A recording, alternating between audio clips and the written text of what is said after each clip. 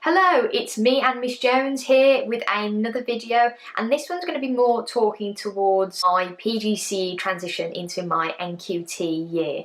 So I'm now at the 4th year of my teaching journey, and I always include my PGCE year because essentially, even though you're not qualified as a teacher, you are finding the roots of what teaching is about. So this is going to come from my recollection, what the transition was like from my PGCE year going into my NQT year. So what I learned very, very early on is that you are responsible for the pupils within your classroom, and that completely comes down to you. This might sound really, really daunting, but actually it's not as scary as I thought it was going to be. I remember my first week, and it was so surprising to me how natural it kind of felt like to be in the classroom on my own, when I thought that this was going to be so challenging, because throughout your PGCE year you spend so much time with your tutor or your mentor in the classroom with you. And I think this just kind of shows that you are a lot more comfortable in the classroom than perhaps what you think that you are. Even though you've had a little bit of a break probably from your PGCE going into your NQT year, it will surprise you how quickly you adjust towards being in the classroom on your own. Also, I was really shocked by, in a pleasant way, that my school, and I think a lot of schools provide this, that you get, based upon how many hours are in the school day, you obviously get your percentage of frees that every secondary teacher normally gets, and this very much depends upon the school that you are at. But actually the school that I was at, and I know a lot of other schools do this, that you get given 10% extra or a few extra frees depending upon how your school works, because you are an NQT teacher. Now this meant for me that it was, even though it was only, I think it was an extra 2 frees a week, this just allowed me to have more time to do the things that you are still expected to do in an NQT year in regards to evidence and paperwork, and it was a nice flow and transition from the end of my PGCE year, because I know at BCU they very much got you used to teaching more of an NQT style timetable at the end of your PGCE year. So I remember at the end of my PGCE year, I was definitely teaching around about 16 hours a week of lessons, and that was within a 25-hour teaching week. So 5 lessons a day, 5 times 5, 25. So I would have 9 frees a week, and in my first year of teaching as an NQT, it's a 2-week timetable at the school that I work for, but it was around about, from what I can remember, it was 18 lessons a week that I was given within my first year of being an NQT. So I got a little bit more freedom when it came towards those extra frees, towards getting used to adjusting towards being a teacher. Now, something that I didn't perhaps realise in my NQT year is that you are actually still going to be observed, and you're still going to have to provide evidence in order to qualify with your NQT status. Now, you might be thinking, hold on a minute, I did my PGCE, I've got QTS approved, I've got a certificate, it means that I'm a qualified teacher.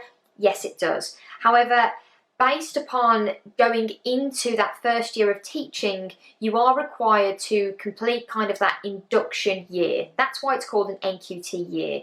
So at different schools this will mean different things, but for me what this meant is that I was observed by my head of department and perhaps a member of SLT.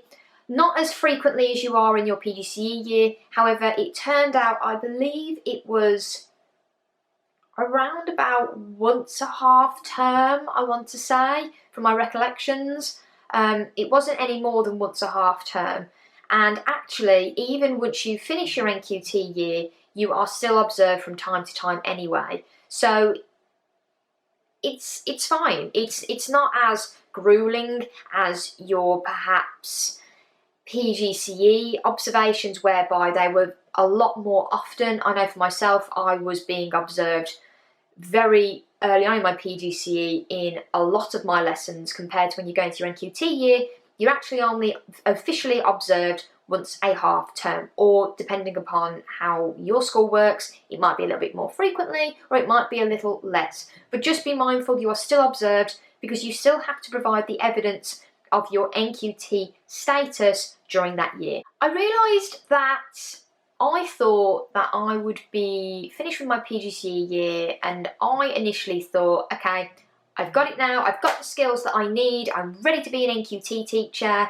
and I always knew that I was going to be learning, but I didn't realise that my journey had only just begun in regards to hurdles that I was going to have to overcome, but also realising that I was always continuously going to have to adapt, and I was going to be learning new things about myself as a teacher even in the first few weeks of my NQT year. I remember in the first month, I believe, of my NQT year feeling like, yeah, this is okay actually, and then a few months on I kind of had a really bad day and everything wasn't going right, and I kind of came home and thought, oh my gosh, I thought I was a teacher, I thought I knew everything, I thought that it wouldn't be like this. But it made me realise that you are still going to have bad days and you are still going to be learning things being an NQT teacher, because there are things in your PGCE year that you learn and you start to put into practice. However, in your NQT year, that's when you really start to get into that heavy practical base of you are the teacher, you are responsible, and you're going to make those mistakes, and that's absolutely okay. I speak to teachers all the time that have had a lot more experience than me, and they constantly say that they make mistakes.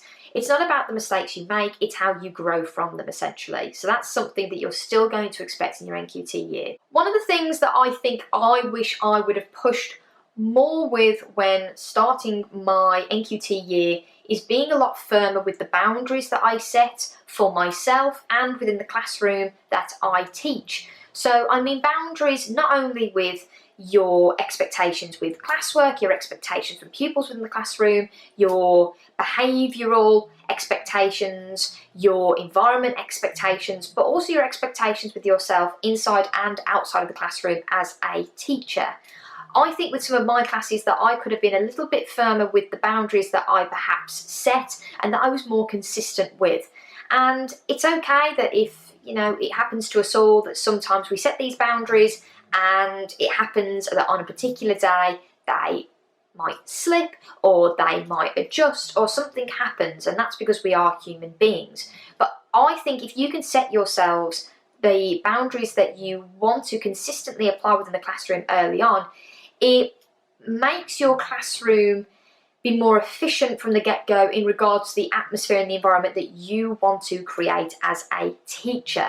And as well, obviously behaviour, especially teaching in secondary schools. A lot of people that I know say, how on earth do you do it? How do you teach in secondary schools? And I think that's because I've really learned the environment and the atmosphere that I want to create in the classroom. And with that, I've had to create those boundaries and those rules in place for my own teaching and within the pupils in my classroom to really establish the type of classroom that I want to achieve. So I've said before that you will not have the amount of paperwork that you possibly had through your PGCE year, but there is still a lesson of paperwork. Now, paperwork is something that is not going to finish at your PGCE year. However, you won't have massive folders that you have to continuously keep adding things into in order to credit yourself as a teacher. However, what I mean by paperwork is previously mentioned earlier on in the video that you will have to collate some form of evidence in regards to your NQT year to kind of provide how you have been putting your skills into practice. And every school is very different towards how they go about this. So I would very much suggest that NQT evidence, I will provide this in an extra video later on if this is something that people would like to talk about. However, I think it's useful to ask your school the type of evidence that they expect. But I don't just mean paperwork in regards to evidence. Teaching is a lot of paperwork in regards to not only marking, planning, but the extra things that you have to do as a teacher that aren't just within the classroom. Which moves me on to my next point. You will learn very quickly that teaching is not just about teaching within the classroom. Teaching is about the overall wider concept of what it means to be somebody that works within education. Now, you've probably picked this along whilst you've been doing your PGCE year based upon the, oh my gosh, what are they called? Based upon the 8 guidelines that every teacher has to abide by. And obviously the 8th one, I believe it's to fulfill wider responsibilities and rules within the school. It's along the sides of that. Sorry, it's been a while since I've looked at it. I've kind of got a summer brain going on here. But what I mean by that is that you will have to be doing things in regards to behaviour. You might have a form classroom. You will have things like reports that you have to complete, not only for pupils, but reports within your school.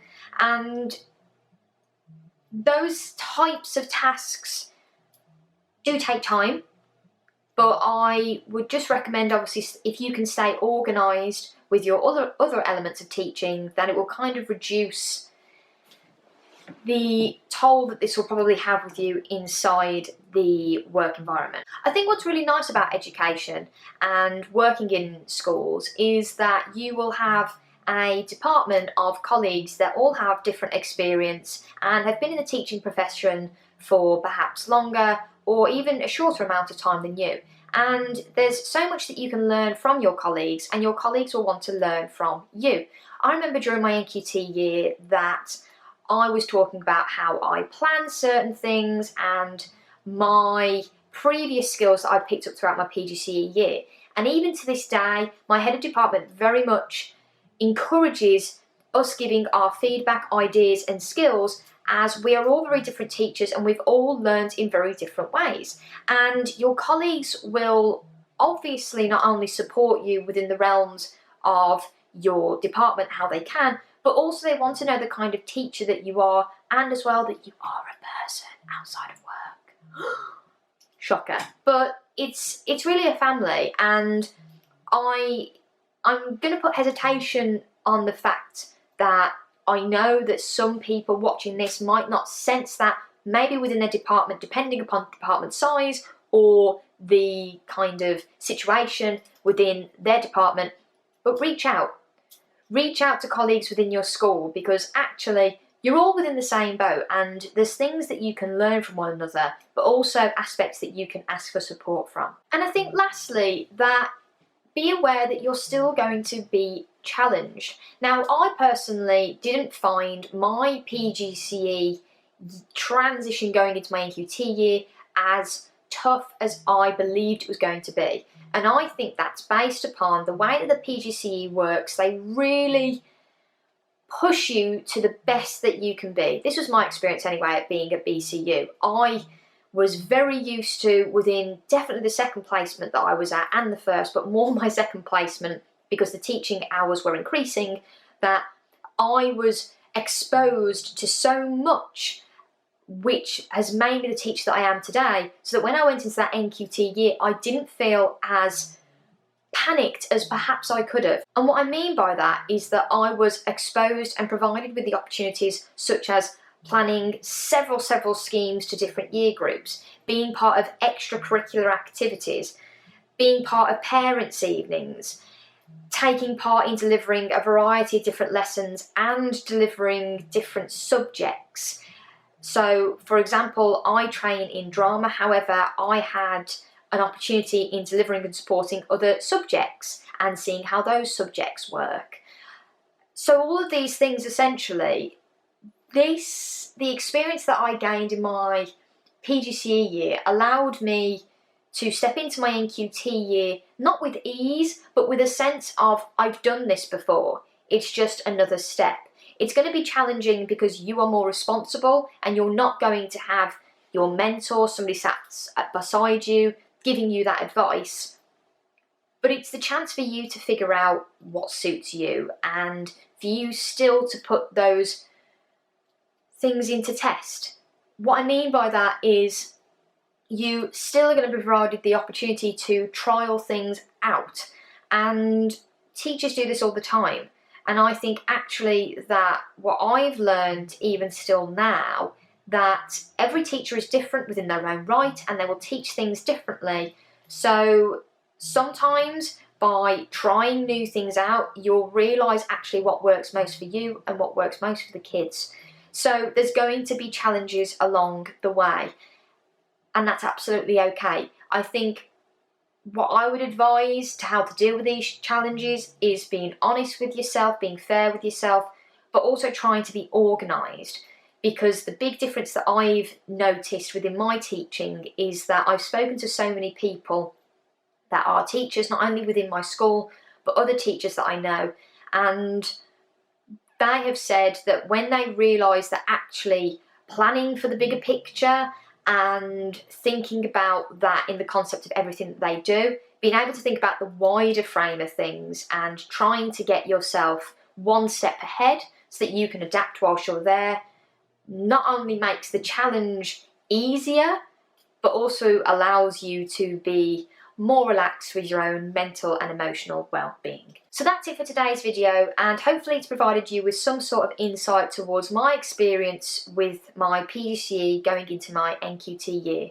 As always, I'm not a teaching guru. This is just a forum that I'm providing with my honest and insightful feedback that might help you towards what to expect when going through this transition for yourself. As always, please feel free to comment below and give me any suggestions for any videos that you would like me to publish. I do have several ideas and several things on the way. However, I think that this channel is more beneficial finding out the types of videos that you would like me to produce, rather than me sitting here creating a list that perhaps might not work for my viewers. As always, keep strong. Teaching is a hard profession, and stay confident because you have got this. And I will see you next time. Goodbye.